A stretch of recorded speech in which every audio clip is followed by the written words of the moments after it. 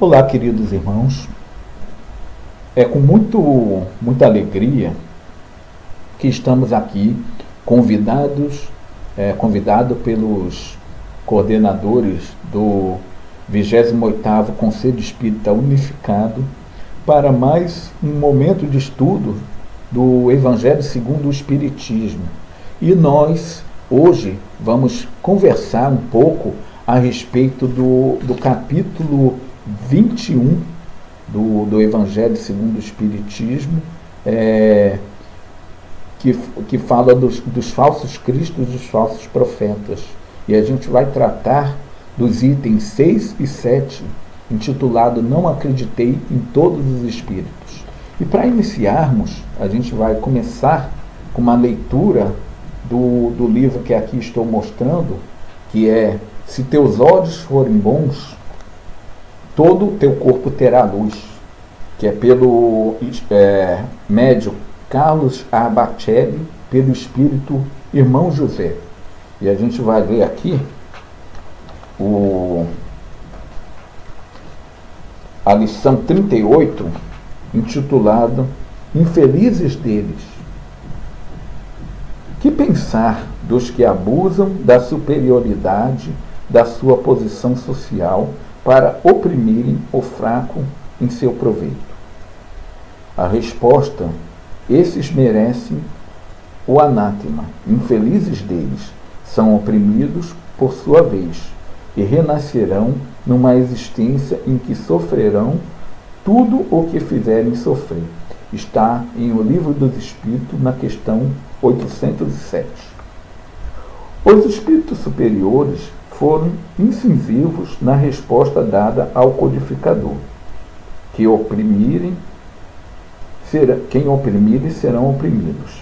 Infelizes deles, então, os espíritos encarnados que constituem um obstáculo ao progresso espiritual daquele que Deus lhe confiou a tutela. Infelizes deles, os que escravizam mentes e corações, impedindo o crescimento de quantos se lhes vinculam o caminho. Infelizes deles, os que não hesitam em tirar proveito dos semelhantes em qualquer preocupação com a felicidade que lhe diz respeito. Infelizes deles, os que manipulam os outros, deformando-lhes o caráter e criando-lhes viciações na personalidade. Infelizes deles, os que negam ao trabalhador a oportunidade de trabalho, à criança o acesso à escola, o jovem a formação moral.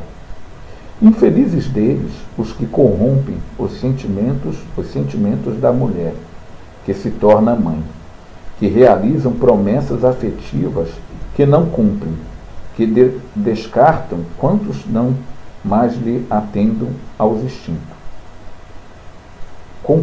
Compungidos pelo remorsos e constrangidos pela lei, quantos abusam do poder da posição social que transitoriamente ocupam entre os homens e dos recursos amoedados que detêm, bem como seus atrativos físicos e sagacidade intelectual, renascerão em condições lamentáveis, completamente inversas, indo de um extremo ao outro nas experiências kármicas que lhes são imprescindíveis.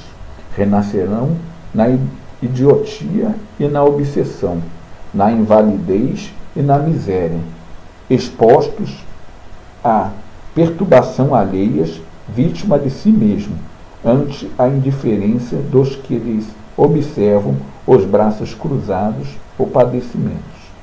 Renascerão na orfandade, corrompido desde crianças, adquirindo hábitos negativos contra os quais lutarão na reconstrução do mundo íntimo.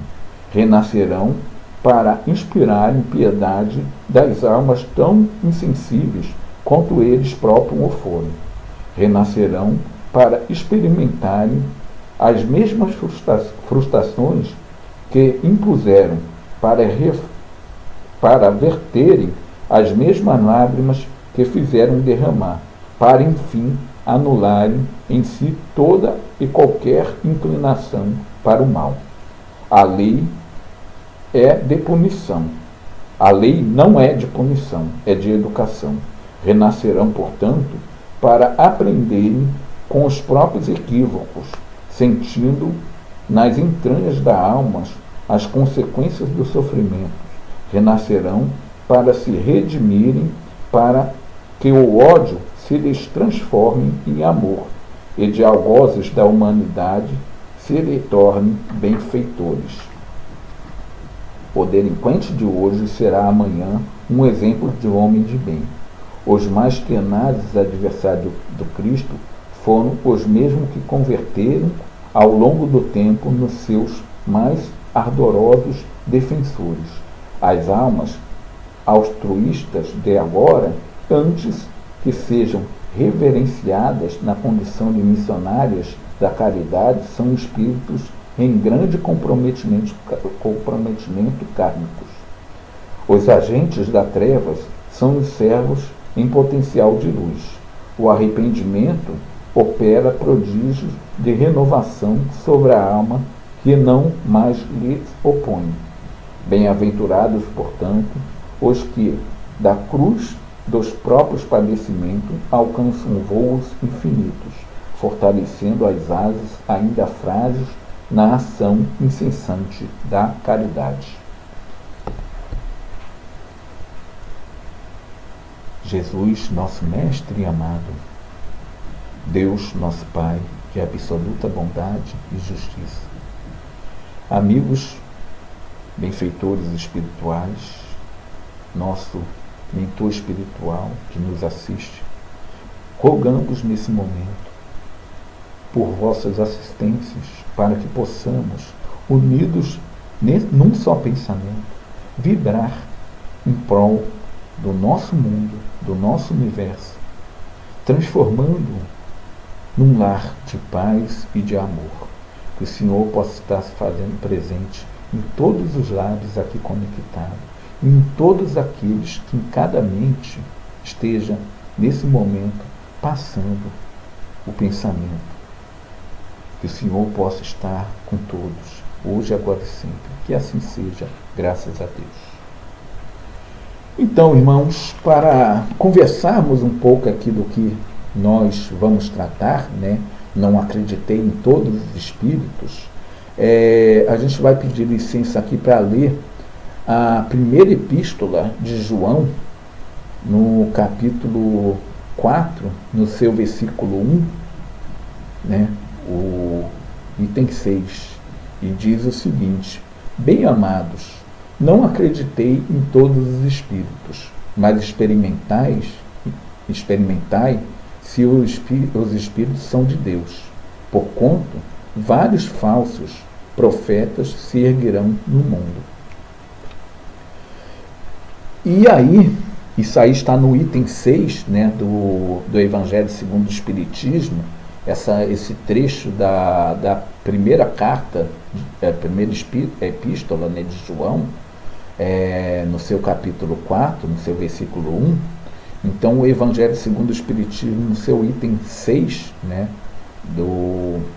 desse capítulo, né, vem trazendo esse alerta de João, né, de nós não acreditarmos em todos os espíritos, mas antes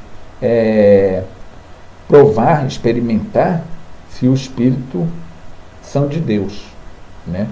E aí no item 7, Kardec vem explicar essa passagem da epístola, né, de João, dando explicações do porquê não devemos acreditar em todos os espíritos e como podemos fazer para experimentar, como diz João, se esses espíritos são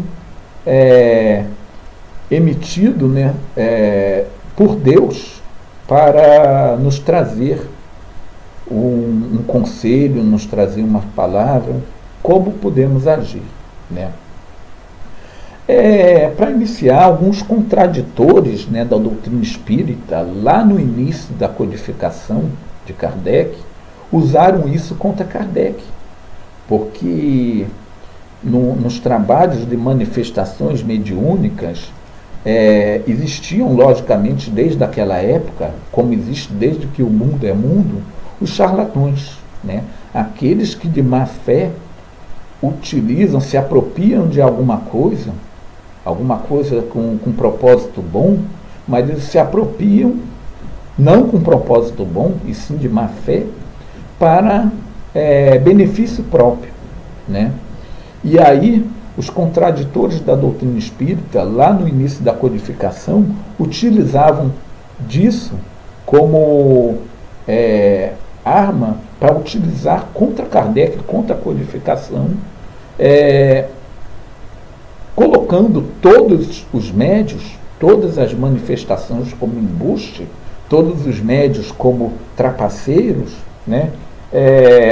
Levando tendo como ponto de apoio mistificadores, né? Então eles generalizavam, como muitos hoje generalizam, né? A gente vê ainda no mundo de hoje mistificadores, charlatões, o que não quer dizer que todas as manifestações sejam falsas, que todos os médios sejam médios interesseiros, que todas as comunicações sejam comunicações de embuste, né? E é disso que a gente vai tratar no estudo de hoje, para esse alerta de Paulo, como devemos nós, adeptos à doutrina espírita, ou mesmo a população do dia a dia, aqueles que estão no seu dia a dia, como agir, como detectar os falsos profetas, né? Como João alerta, né? Aquele que procura o espiritismo primeiramente, aquele que procura adentrar a casa espírita, a doutrina espírita, já tem que entender que o espiritismo não faz nenhum milagre. O espiritismo não realiza nenhum milagre, nenhum prodígio na acepção vulgar da palavra. Então, aquele que procura a casa espírita atrás de mudança drástica na sua vida, vinda de fora para dentro, não é assim que deve proceder. Aqueles que procuram uma comunicação séria dentro da doutrina espírita, mas para adivinhar, por exemplo, os números da Mega Sena para conseguir uma riqueza, está no lugar errado. Aqueles que procuram a doutrina espírita, tá? Ou as manifestações espirituais, para se comunicar com algum ente querido, com alguém que já partiu, para obter alguma pronúncia, alguma fala desse ente querido, desse ser que já partiu, com interesse mundano, interesse próprio, né? Também está no lugar errado, né? Está com, digamos assim, com uma acepção errônea acerca do que vem a ser a doutrina espírita, porque a doutrina espírita não faz nada disso. Muitos, né, procuram a casa espírita, que eu queria me comunicar com fulano de tal, porque eu queria que ele me dissesse acerca de um dinheiro que desapareceu, quem é o dono desse dinheiro, quem é o dono dessa fortuna, quem é. Está no caminho errado, está no local errado, que não é para isso que as comunicações dos espíritos superior foi aceita, não seria bem a palavra, foi permitida por Deus. A comunicação não foi permitida para a vã satisfação do curioso, do materialista. A comunicação não foi permitida por Deus para isso, né? E isso faz parte também desse alerta que João vem trazer para a gente, né? Assim como a física, né, a química, a astrologia, a geologia e várias outras ciências, né, vieram revelar leis do mundo material até então não conhecida, né? Por exemplo, né, a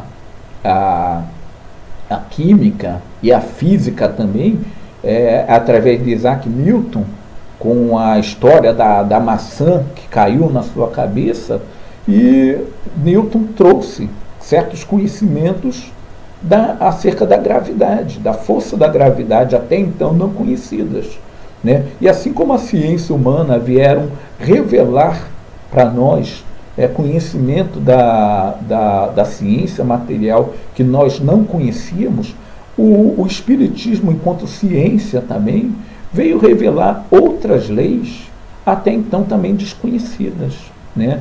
E que leis são essas, né? São as leis que regem as relações entre o mundo visível, o mundo material, o qual estamos nesse momento, mas que não é a nossa verdadeira essência, nossa verdadeira casa, pois nossa essência é espiritual e o nosso mundo, obviamente, também é espiritual, mas estamos nesse mundo material. E quando deixamos o corpo físico, voltamos, obviamente, para a nossa essência, que é a espiritual, para a nossa verdadeira casa, que é o mundo dos espíritos, né? Um mundo paralelo a esse, do qual não enxergamos através do corpo físico, da visão do corpo físico. E existe a relação, né, a comunicação, a comunicabilidade daqueles que já deixaram, que estão fora do corpo físico, com aqueles que estão encarnados, que somos nós. E aí a doutrina espírita veio trazer essa verdade, veio trazer essa nova lei, o estudo da comunicabilidade daqueles que não estão no corpo físico para os que estão no corpo físico. E é importante a gente estudar, é importante a gente conhecer, para a gente atender a esse alerta que João nos traz, de não acreditar em todos os espíritos. Porque no momento do início lá da codificação, em que Kardec foi estudar o fenômeno das mesas girantes, né,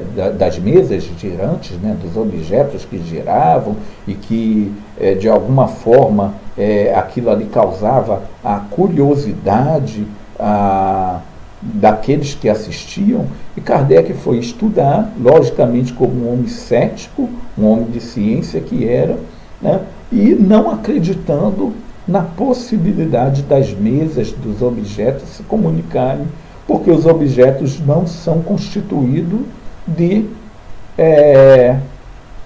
um sistema nervoso, de um cérebro, né, de algo que pudesse lhe dar a condição de manifestar fenômenos inteligentes, né? Porque a doutrina nos traz que para todo um efeito inteligente há de ter uma causa inteligente. Então, para um fenômeno inteligente tem que ter um causador pensante, inteligente, né? E, para surpresa de Kardec, quando foi estudar, o próprio fenômeno a ser estudado se comunicou e se denominou espírito, né?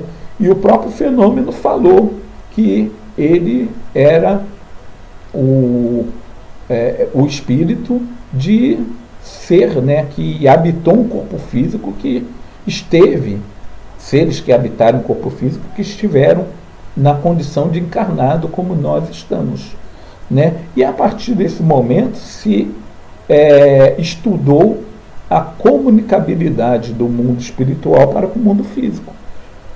E que, na verdade, essa comunicabilidade, essa comunicação sempre existiu.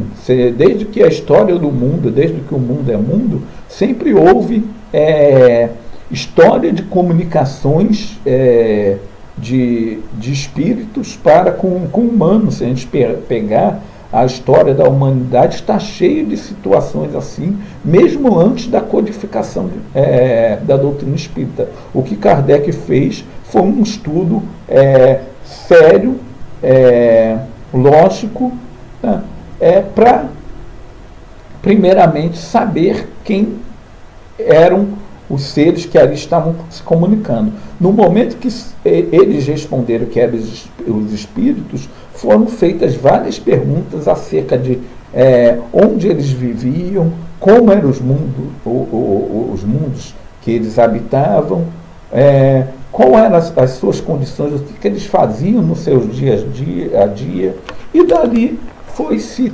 obtendo as respostas, né, que compõem o Livro dos Espíritos, né, que é a obra da doutrina espírita que mais trata dessa questão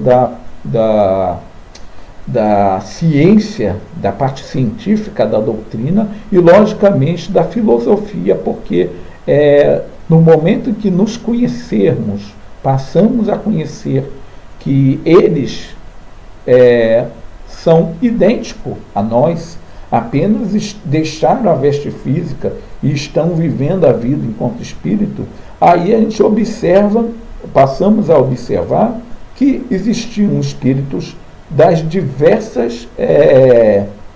mais diversas ordens, né? E aí na pergunta 100 do Livro dos Espíritos, que trata da escala espírita, né, a gente vai ver que Kardec, através dessa obra, conseguiu observar que vários espíritos se comunicavam.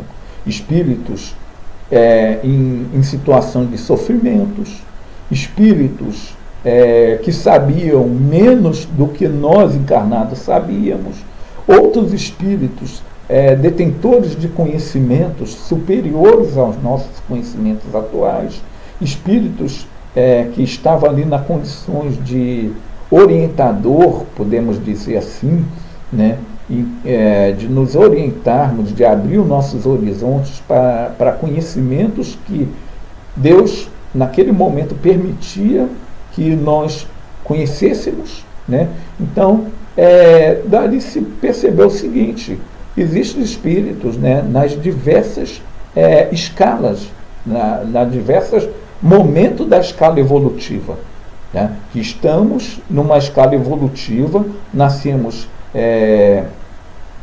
para o reino nominal simples e ignorante e vamos obtendo conhecimento, tanto conhecimento intelectual quanto conhecimento moral, e isso vai nos alavancando a esse progresso. E daí percebeu que existem espíritos nos diversos momentos dessa escala evolutiva. E por isso que João, na sua primeira epístola, nos traz esse alerta de não acreditarmos em todos os espíritos, né? Porque a comunicabilidade não é exclusividade da doutrina espírita, né? A doutrina espírita é uma das denominações cristãs, né, que segue a moral cristã, que podemos dizer espiritualista. Espiritualista, aqueles que acreditam que existe alguma coisa além da matéria e existe essa comunicação, né? Mas a doutrina espírita não é a única em agir nessa comunicabilidade do mundo espiritual para com o mundo material. E aí tendemos a ter, quando não termos o conhecimento, a achar que o ser, que o espírito, por estar fora do corpo, é detentor de todos os conhecimentos. E aí João vem nos alertar que não é bem assim. Não é por deixar o corpo físico que aquele espírito vai ser detentor de todos os conhecimentos, e devemos ter cuidado com isso, né? Dado as explicações de certo número de fenômenos incompreendido antes da codificação, a doutrina espírita vem destruir o que resta de maravilhoso, o que resta de fenômeno. Então, ao contrário do que os contraditores da doutrina espírita lá no início começaram a atacar a doutrina espírita através dos embusteiros, dos falsificadores, dos manipuladores em prol do interesse próprio, a doutrina espírita vem justamente dar um golpe final nisso, mostrar que não existe nada de fenômeno extraordinário, miraculoso, em relação à comunicação dos espíritos para com os encarnados, que ali está tudo dentro da lei da natureza, tudo dentro da lei natural que conhecemos, né?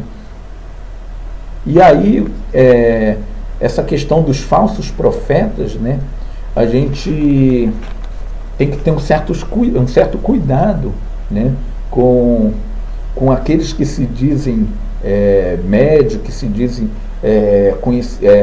detentor da manifestação espiritual. Primeiramente, como a gente falou, a pessoa que vai à doutrina espírita ou qualquer outra denominação religiosa em que há a comunicabilidade do mundo espiritual com o mundo material, nenhum médium é um médium universal. Não existe médium universal. Para que haja a comunicação do espírito para com o médium, é preciso primeiramente uma sintonia, digamos assim, um casar dos fluidos do médium para com o do espírito, né? Então não existe médium universal. Nenhum médium pode dar a certeza de que vai conseguir se comunicar com esse ou com aquele espírito, né? A gente na doutrina espírita tem o hábito de dizer que o telefone toca de lá para cá. Não adianta eu, enquanto médium, garantir para alguém que o seu ente querido vai se comunicar através de mim, né? Desconfiem disso, né? Se algum médium dá essa certeza, já é um mecanismo para esse alerta que João nos traz, de experimentar se o Espírito é de Deus. Já desconfie disso, porque não existe médium universal, né? O médium que o seu fluido vai se assimilar com o de qualquer espírito, né? Uma outra questão também que já devemos desconfiar, se a cobrança a nível financeiro pelo trabalho realizado, né? Dai de graça o que de graça recebeste. A comunicação, a mediunidade não é nossa, é de Deus, tá? E se é de Deus e foi permitido essa comunicação, é para ser utilizado em prol do interesse maior, que é o interesse da coletividade, da humanidade, de fazer um mundo melhor. Aquele médium que cobra valores, né, seja em dinheiro, seja em material, para tal trabalho, já desconfie disso, porque há algo de errado aí, né? E a gente vê muitas das vezes aquela questão, né? Trago a pessoa amada em tantos dias, amarro o amado a ti, comunico com o espírito de fulano, faço você arrumar emprego imediatamente. A doutrina espírita não trabalha dessa forma, né? Não promete nada que não se possa cumprir, né? Então, quem vai à casa espírita atrás de soluções imediatas, de fora para dentro, eu poderia dizer assim: está equivocado ou está no local errado. Ali você não vai conseguir nada disso. Existe sim a mudança, mas é de dentro para fora.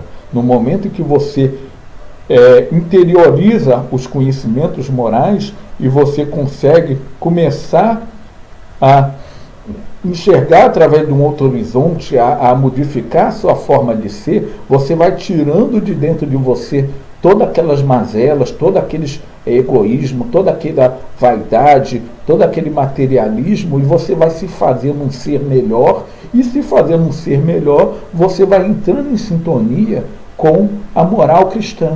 E com isso sim você vai conseguindo, né, evoluir, né?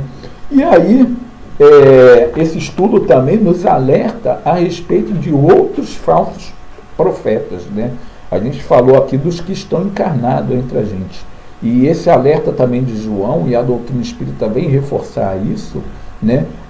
Os falsos profetas que não estão mais entre nós, que estão já fora do corpo físico na erraticidade. São os espíritos, né? Zombeteiros, pseudo-sábios, hipócritas, enganadores, orgulhosos. Tá? Então, desconfiar de formas cabalísticas, né? De formas totalmente absurdas, de ideias totalmente absurdas, né? De algo que vocês observam não tem nada a ver com a moral cristã, então desconfiar de tudo isso. Né? Os espíritos, né, que deixaram o corpo físico, aqueles que são imbuídos dos seus orgulhos, da sua vaidade, não é por deixar o corpo físico que viraram anjo. Não, eles continuam carregando consigo, né, os seus erros, as suas má paixões, as suas má tendências, né, e a cada momento encarnatório vai procurando, né, se melhorar. Então, não é por estar fora de um corpo físico que aquele espírito é um espírito detentor de conhecimento. Tenhamos cuidado com isso, né? Antes que a relação mediúnica fosse conhecida através da doutrina espírita, já existia isso. Tem até uma parte no Evangelho que Jesus alerta, né, a respeito disso, porque eles diziam o seguinte: sonhei. Ou seja, através do sonho, através da intuição, esses espíritos tentavam, como tentam hoje ainda, nos controlarmos, né, para que possamos agir não em prol do bem, e sim contrário ao bem, contrário ao amor, né? E o Espiritismo nos alerta a isso, a gente ter cuidado com esses embustes, né? E o Espiritismo nos dá, para finalizar aqui, os meios de nós conhecermos, de conseguirmos identificar, como diz João lá, provar se esses espíritos são de Deus. Quando João fala são de Deus, logicamente todos nós espíritos somos de Deus, mas João se refere a ser permitido, enviado por Deus para o nosso melhoramento, ou se eles estão ali por interesse próprio, né? Então, quais são os meios que a doutrina espírita nos dá para conhecermos isso? Jesus nos dá esse meio. Reconhece-se a qualidade da árvore pelo fruto. Uma boa árvore não pode produzir maus frutos, e uma árvore má não pode produzir bons frutos. Julgai-se os espíritos pela qualidade de suas obras, como a árvore pela qualidade do seu fruto. Ou seja, é através da moral daquele espírito, através da sua ação, da sua fala, que a gente vai perceber algumas questões morais. Um espírito superior não tem a vaidade de ficar subscrevendo o seu nome, colocando o seu nome em destaque, nada disso. Então desconfie daquela comunicabilidade que o espírito faz questão de toda hora colocar o seu nome em destaque, em ser venerado, né? O orgulho faz parte do espírito inferior e imoralidade. Então desconfiai de questões orgulhosas. Um outro meio também que a doutrina espírita nos traz, a linguagem. A linguagem no espírito superior é aquela linguagem curta e objetiva. Não é cheio de rodeios para fazer confundir a nossa cabeça, confundir o nosso conhecimento. E fica aqui, né, com isso, né, uma dica, né, para a gente não cair nesses embostes, né, tanto dos espíritos zombeteiros que não estão mais no corpo físico, quanto aqueles que estão no corpo físico e têm interesse próprio.